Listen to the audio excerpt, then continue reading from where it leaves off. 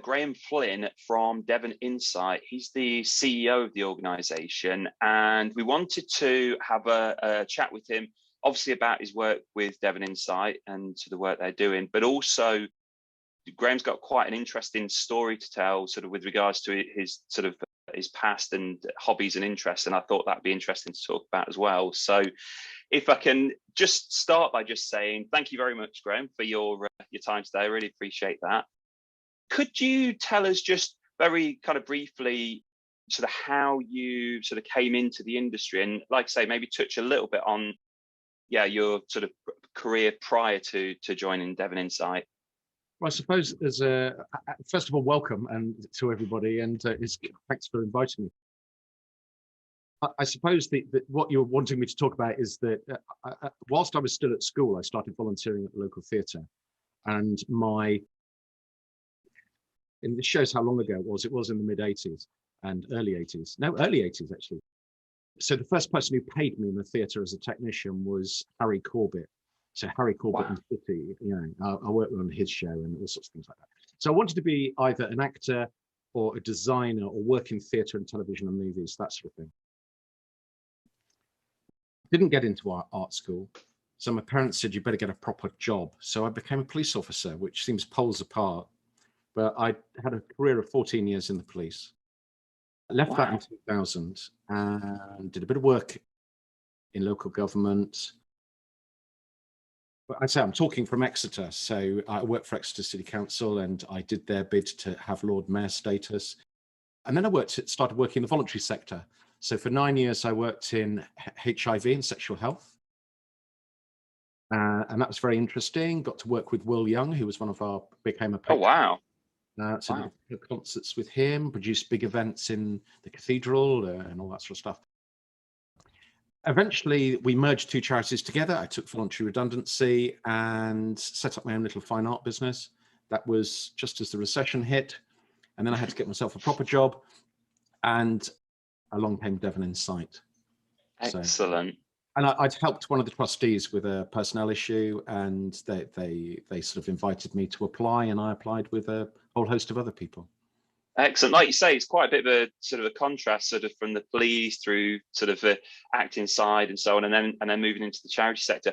Does the work that you're doing at Devon Insight, was there any kind of sort of similarities when you were working with the HIV charity? Was there a similar sort of thing there, or is it completely different? Yeah, let's just go back a step. I think what you were angling at is why do you end up in the voluntary sector when you've worked in all these sort of creative things? I think the voluntary sector is a hotbed of creativity, but the one common denominator with everything that I've done career-wise has been people. You're working with people, and it's people's issues, people's problems. It's about sharing information. It's about communication. So the big thing, I was an operations manager for the HIV charity. So again, it's sharing information. It's a big thing that's become a very hot topic at the moment with COVID is emotional well-being. Now, with patients who have HIV, particularly if we're going back to the early 90s, a lot of patients were still dying. There was a lot of stigma around it. There's still a degree of stigma with sight loss. So to me, there's an awful lot of things which are very, very similar. And my role is, of course, I'm here to manage the charity. I don't do all of the frontline work. I have a team of staff that do that and volunteers. But so I suppose where I come from is managing a group of people. So that's I'm recruited for my skills of that, and also a lot of visual stuff. I have an interest in graphic design and all that sort of thing. So we produce all our newsletters in house. We do the newsletter, our website in house as well. So that it's all those sorts of skills. But I always think you're learning all the time. Yeah. Absolutely. And the thing is, even sort of in the period of time that you've been in this sort of industry, things are changing all the time. You mentioned there about sort of stigmas, and I think that's the thing.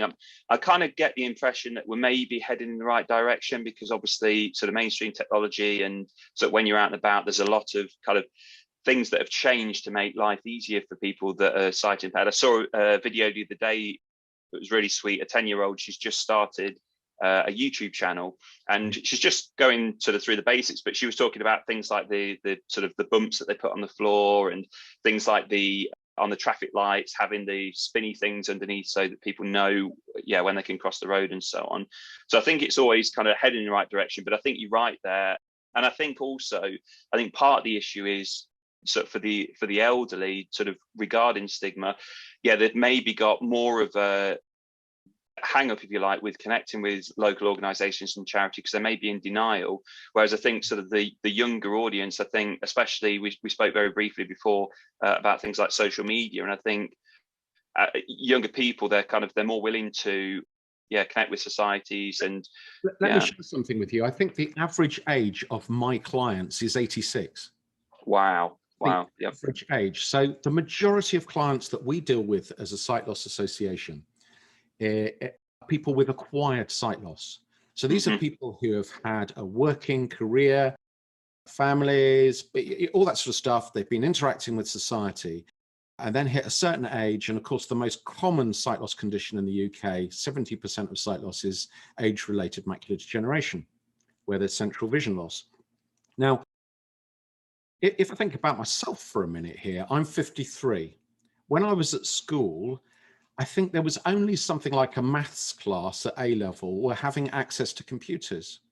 When I was going to work, when I was a police officer, I joined the police in '87. We had the old DOS computers, black screen, green lettering. We didn't have the sort of Windows operating systems and the modern stuff until the late 90s. Yeah. So you've got a whole generation of people who have no knowledge of computers, have never used a smartphone. Now, I've noticed a big shift. I've been here 8 years.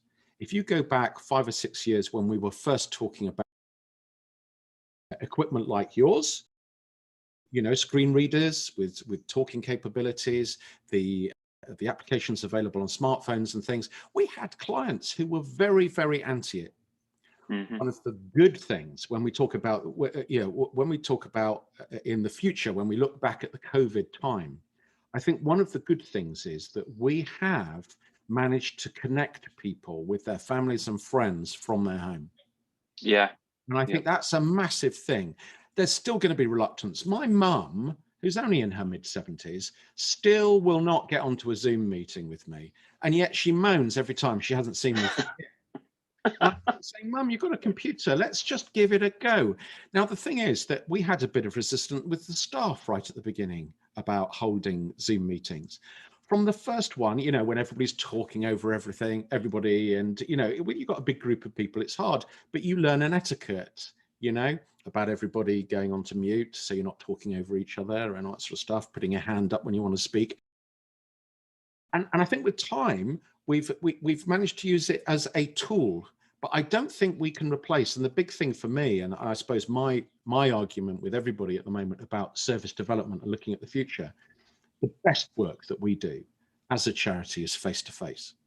Absolutely, yeah. And that's the big difference between us as a sight loss association and a lot of the nationals. A lot of the nationals have moved over to telephone support, online support, Facebook groups, that sort of thing.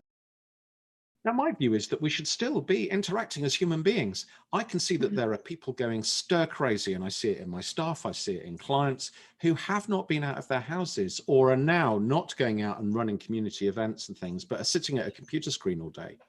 It's not what the human condition is or should be. Absolutely, yeah. So my view is that Zoom has its place, but it cannot take over from one-to-one or group interaction. Absolutely.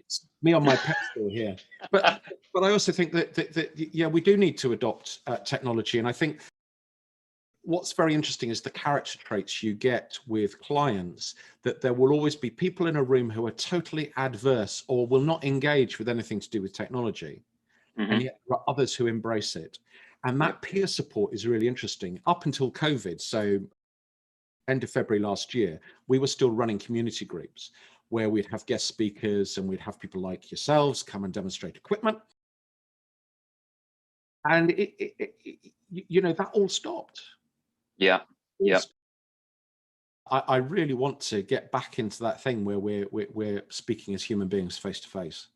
I think it's so important because it's like you say, I mean, one of the silver linings that's sort of come of all this is the fact that I think there's people that are using video technology that weren't before, so that's kind of good. But like you say, you've got to be kind of accepting of that. But ultimately, we're kind of social creatures, so sort of we've almost gone from one extreme to the other. So, you know, we would, prior to COVID, if people were active on things like social media, we'd be connecting with, tens of thousands of people potentially. And I think sort of, not an anthropologist or anything, but I think, you know, most humans, I think we were kind of, used to dealing with, I don't know, 100 people, 150 people. So that the whole sort of social media and sort of virtual connection with people was just kind of like blown like out of proportion, and it's caused all kind of problems. But I think, what's interesting is innovation. Out of adversity comes innovation. So one of the things we did was we stopped our group meetings in the community, but what we did was we replaced it with a telephone-based service, so people can dial in from home and hear guest speakers talk about their work. And that's been great. It's been really good. And the big win for me is that there are people who were homebound who couldn't make the physical meetings who are now engaging with the digital meetings. Yes. That's great. Yeah. So, you know, there are things that we're now working into our future moving forward. Yeah, excellent. And can you tell me a little bit more about, because I know every society works in a different way, but do you have like a sort of like a resource center, or where somebody can come and actually physically, so when we're allowed to come and see kind of daily living aids and the equipment and so on? We used to. We took the decision to close our big resource center because they're just very, very expensive to operate. And we found that people weren't coming to them. So what we did was with the big bits of equipment, we would refer people in to people like yourself for home visit, have big bits of equipment looked at. But what we did is we looked at the top items that we sell. You know, there are certain things like a communiclock. People will know, I'm sure, that the little white block that when you press the top, it tells you the time. That's a big seller. So we have a range of things here that are the top things that people need. And we've tended to concentrate on those things, have a couple of demonstration items to talk about CCTVs, for example, handheld and the big ones. What we've done here, we moved offices a couple of years ago, and we've got a smaller consultation room, which is just over to my left there. And we've honed it down to that key bits of equipment, because as a society, buying an example of everything that's on the market is ridiculous. So for example, we had 474 product lines in the old resource center. Wow. And had stock. Well, that's a lot of stuff tied up, which with certain companies, you've got guarantees run out and all that sort of thing. So we decided not to do that. We'd have demonstration items and then help people to purchase stuff. You know? To me, the shift is that we enable people to do things. Absolutely. And you know, we provide information, we give some advice and guidance, and then we help people make decisions. Because I think that's a good idea. Everybody's unique. You know, you can't say that everybody will benefit from one particular item. You actually need to look at 2 or 3 things. But when I first joined the charity, we had something like 15 different bedside alarm clocks. Why are we demonstrating to Doris, aged 89, 15 alarm clocks, when in fact we only sell two models? Get rid of them, you know. And I also think with things like that, you can end up in a situation where it's kind of like almost I don't know, analysis paralysis, where if you were given something, you know that you need an alarm clock because you can't see it properly, and you've shown 15, and we see it, or at least I've seen it sort of over the years, when you talk to people about different things, there can be so much information to take on board. And obviously it's important for people in the community to figure out kind of what's important. You mentioned there, say, Doris, you might be interested in, say, making a cup of tea more than she is in sort of getting up. So a liquid level indicator might be a good thing.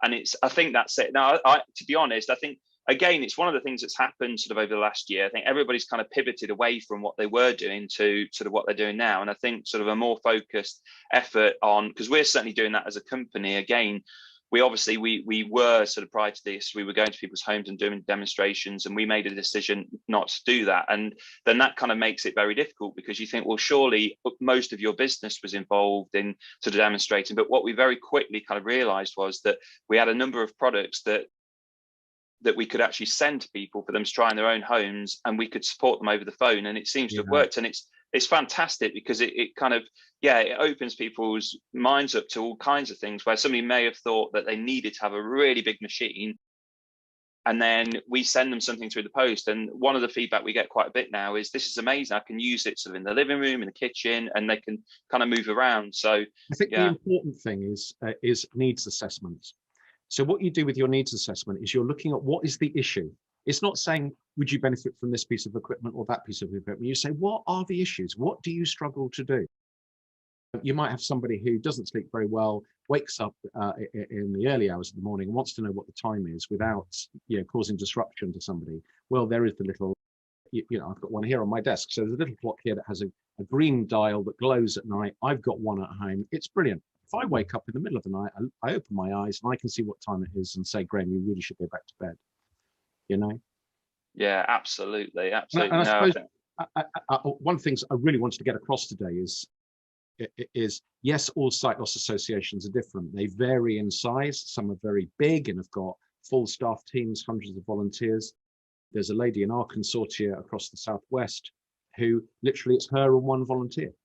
So they can vary in a lot of ways, but we all provide information, advice and guidance. There might be equipment, there might be home visiting services, they might have contracts to run the ECLO services or rehabilitation officer services, ECLOs in hospitals, that sort of thing. What we've done as a charity, and where we've really spent a lot of time over the last 4 years, is developing a needs assessment that we call the Sight Loss MOT. Excellent. And what that sight loss MOT does is it looks at key areas of people's lives. So the first thing is we found out through research that people don't understand their eye condition and what the implications are of the diagnosis. So people leave the hospital setting being told, there's nothing more we can do for you, Doris. Glasses aren't going to help, contact lenses aren't going to help, we can't do a surgical procedure, out you go on your own, there's nothing more we can do for you. But there is certain training, particularly with age-related macular degeneration. There's bits of training that you can do about how you use your eyes and bits of equipment. We look at how people live at home, how they get out and about, health and well-being, equipment, which is a big thing, obviously, for you. And what we did was that model we started sharing on a national level. So we're members of something called Visionary, and Visionary is the umbrella organization for all the sight loss associations over the country. So about 250 members. We took that model, first of all, as an experiment, and then we implemented it. And now we've got over 20 sight loss associations who have now adopted our model of working. Oh, wow. Which is pretty good. Yeah, and very good. And I think, to me, the reason it's so successful is it's not about what Devon Insight or the Sight Loss Association that's running it can do for somebody. It's about what the sector as a whole should be doing. Yeah. So it checks where people are on the adult eye health and sight loss pathway. So that's how people move through health and social care, through registration. And it's it's a checklist. Are you registered? And if you are registered, are you aware that if you're severely visually impaired, you might be entitled to this benefit or that benefit, or TV license, all that sort of thing. And these make big impacts on people's lives. And what we find, and again, it comes back to the thing we talked about right at the beginning. It's about dealing with people. And we get clients who say, you know what, you're the first person I've ever sat down with and spoke to about how I feel about my sight loss, because they don't want to worry their family, don't want to worry their kids. And I use the word genius here. The genius of this as a piece of work is that the things it throws up, because people relax, and because it's not based on, when I first came to the charity, everything was based on people visiting a resource center, and it was a financial transaction for a piece of equipment. Right, yes. What we did was we sat down with people and assessed the need, tried to come up with some solutions, and in doing so, found out that people were having all sorts of other problems. Yeah. So what you're dealing is you're dealing with a holistic approach with the client, and that's what we do as a charity. I think it's important because certainly our theme for 2021, it sort of falls in line with what you've just said there, is a problem solved. So I think, again, we were kind of guilty of it over the past sort of few years of, we've got this equipment, these are the features, and sort of talking to people about those, as opposed to really, like you just said there, sort of a holistic approach of sort of what is it that you're struggling with, what problem are you trying to solve. And it's not to suggest that one product's going to solve all those problems, or in fact only solve one problem, but it may be that, yeah, there may be something that will help you with both your sort of your reading, your writing, sort of cooking, that kind of thing. And I think it needs to be that kind of approach. And that's really interesting. I know the Sight Loss MOT, I know it was, I think I'm right in saying that was award winning, wasn't it? Oh, thank you. Yeah, it's the only award of the only thing I've ever won in my life, or the team has won. No, we won. It's hey, it's up here. Oh, very nice. Right, so that's our Visionary Award for inspirational service delivery, and it seems amazing that we won that in November 2017. And I'm thinking, when did that all happen? But for me, what's lovely is when you win something that has been voted for by your peers. Yes, yeah, absolutely. And again, yeah. The other thing is, the big change for us is we were working very much in a silo as a charity. Mm-hmm. We were Devon centric. We didn't speak to what was going on in Cornwall or Somerset. And what we did was we knocked down all those walls, and we had a consortium meeting yesterday for every sight loss association, from the tip of Cornwall to Bournemouth to North Somerset. And that collection of about 10 individuals is quite powerful. Yes. When we turn around to a supplier like you and say, look, we're really annoyed with something, or do you think you could innovate? You know, what I'd like to see is, I would like to see people thinking a bit smarter. So when your team are dealing with somebody with a piece of equipment and a client of yours discloses other issues, you should be saying, you know what, you really need to speak to your local society. They might be able to help you.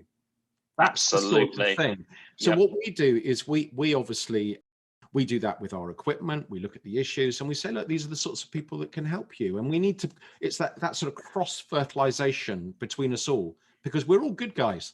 At the end of the day, okay, you're a business. You do need to make a living, and you need to be able to function as a business. But your aim is to support people to live good, healthy lives. Yeah, absolutely. You know? And that's one of the that's one of the things here. And what I hear from clients all the time, and it might be, you mentioned liquid level indicator. If somebody hasn't interacted with the local sensory team, with a rehabilitation officer, they're not going to even have heard of a liquid level indicator.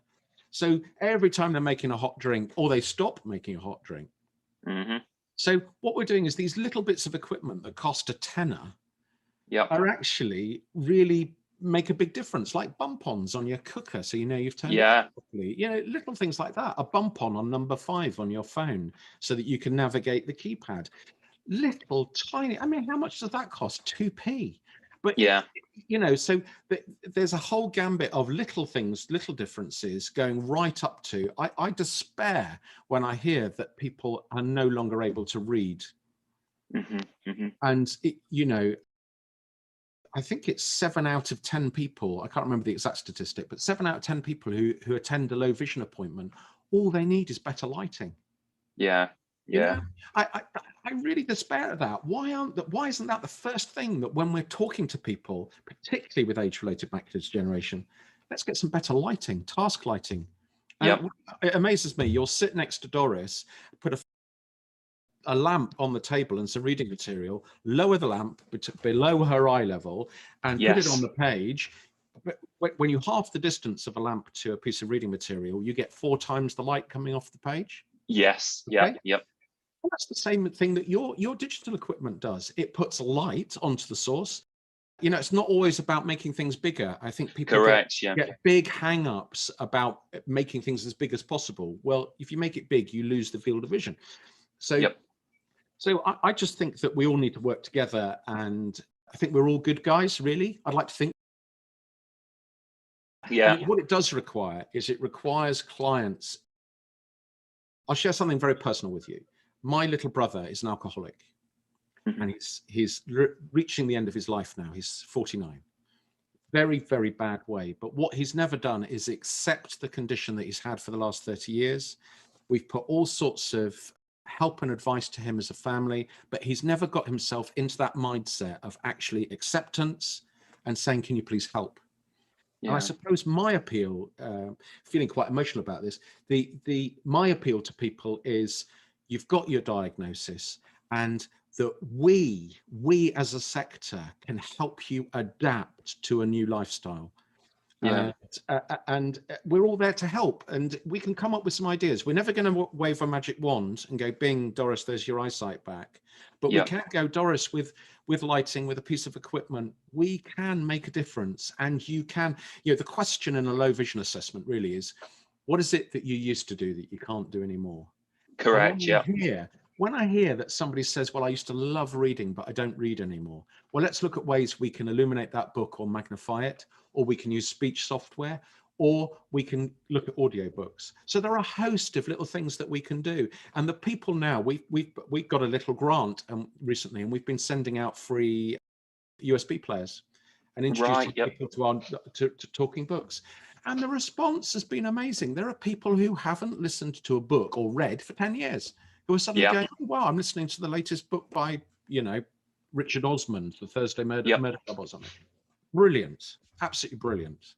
I think that's it. And you mentioned it there. And again, I think sort of as an industry, we're kind of guilty of this as well, of kind of operating in silos. So again, as part of the sort of work that we're doing this year, and obviously our hands were kind of forced with regards to the situation that we're in, but what we're finding through sort of social media is that we're finding a lot of people, our reach is far greater than it ever has been.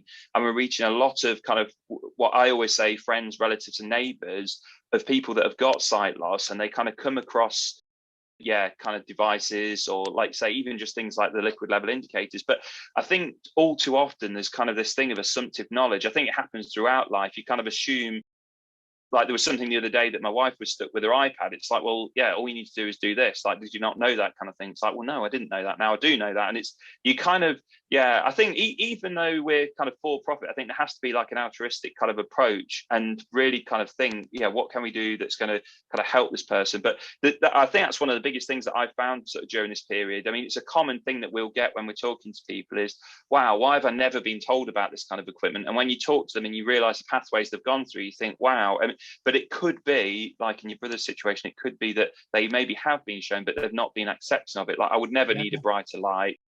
I don't need any filters to put on my glasses. But like you say, a lot of the very basics, so the filters, the bump-ons, the lighting, none of it really costs the earth. And and in a lot of cases, as you've said there, people have maybe already got a bright light or a test light that they've never thought of using. And I think it can make such a difference to somebody's life. The other thing is it's using stuff correctly. So we'll get people who say, I'll say, have you got lighting to read your book? And they say, oh, I've got a standard lamp that belonged to my gran from the 50s that's over the back of my chair. Well, that lighting is totally ineffective. And that's why you've got to sit up to a table or have a lamp with a bendy neck that goes next to your book. It's about the correct use of it. Yep. And I suppose the thing, if you're looking at a USP for what we do, it's making time to go through this stuff. It's about making time. And being open to people returning to ask again. I think that's a thing for companies, for business to learn, is it's not just about the sale of an item, it's about the after sales. It's about when Doris rings you up and says, I've got my Optelec bells and whistles thing. If I'm frank, an awful lot of our clients have got what we call comorbidities. So you've got other health conditions. So they might not be very mobile. They might have cognitive issues. They might have been injured, which is the reason why they've got the sight loss. So there are other things. And over a certain age, and I'm beginning to feel it now, as you get older, you're a bit slower at doing stuff. Now, if you compare me at 53 with an 18-year-olds and kids, I see kids now with little computer games and iPads and stuff. There are literally kids that are toddlers, not, just beginning to walk, who are zooming around on this stuff. And that's because of the way our brains are wired. And what we've got to do is we've got to innovate and inspire people, which is why this is why I accepted the invitation to come and talk today, because what you've got to do is every interaction that we make with the public, if it has an opportunity to inspire somebody just to try. Yes. Yeah. No, it's like a box of chocolates. Oh, I never eat the orange one. I remember I had an orange chocolate years ago. I never eat that. But you go, well, try it. And yeah, orange smart. There you go, orange Smarties. You know, orange Smarties taste different to the rest of them. You've just got to get that person to take the orange Smartie and go, oh, Yeah. Oh, great, that's excellent. Absolutely, absolutely. Smart. Who would have thought we'd be talking about orange Smarties? But no, I think that's a good analogy. I think you're quite right there. So no, thank you so much for sharing all this with me. I really appreciate it. And like I say, all these kind of videos that we do, we get such positive response from people. And when we first started, we thought it was going to be something that we were only going to be doing for a short period of time. But I think, yeah, as we start going on, I think it's good, because a lot of the time I'll have conversations with people like yourselves. But again, using that word, it kind of stays in my silo. It's not something that necessarily gets out to the public. And I think with regards to things like social media and all the sort of technology that's out there, I think it can only be a good thing. So no, I really appreciate that. Thank you very much, Greg. Could I just share our telephone number for any clients absolutely. Yeah, so absolutely. If there are any clients in Devon, family and friends, or people with sight loss, newly diagnosed, and you want some help and you live in the Devon area, our telephone number is 01392 876 666. Fantastic. Good stuff. Thank you. You take care. Stay safe. All the best. Bye-bye. Bye.